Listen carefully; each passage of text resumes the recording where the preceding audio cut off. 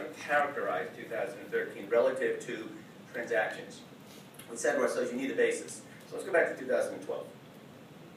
And when I say we, I actually spent some time with our chief economist. His name is Kim McCarthy. We wrote a paper earlier this year, and we said, how are we going to describe 13? Let's talk about 12, and how can we describe 2012 relative to transactional activity around the globe and to markets around the globe.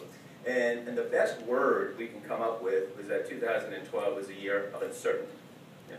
Not a dramatic word, but clearly important to start. So 2012, a year of uncertainty for many different reasons, and I'll come back to some of those. Then we said, okay, that's the basis for looking at 2013. How can we describe 2013 relative to markets, real estate, and transactions? And the best phrase we can come up with was two words, that it'll be less uncertain. Okay? Again, not very creative, but what we did agree on is that the difference between uncertain and less uncertain is confidence. It may be the new definition of confidence, because no one is certain in this market today around the globe. You just can't be, but less uncertain is a good thing. And then we tried to describe why 2013 is less uncertain than 2012. And if I'm just going to take some very big trends and talk about regions.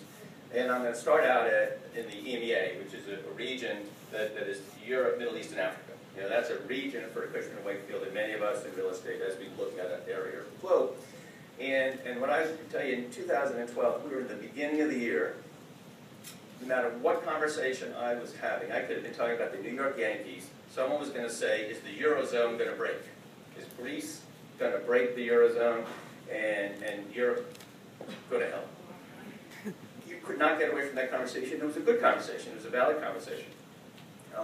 If I look at that same concept today, in 2013, as we sit here today, we're not having that same conversation. I don't think anybody believes the Eurozone, the 17-nation Eurozone, is going to break. You know, the people are like, no one knows how it's going to stay together, but no one believes that whether it's Greece or Cyprus, the Euro's going to break this year. The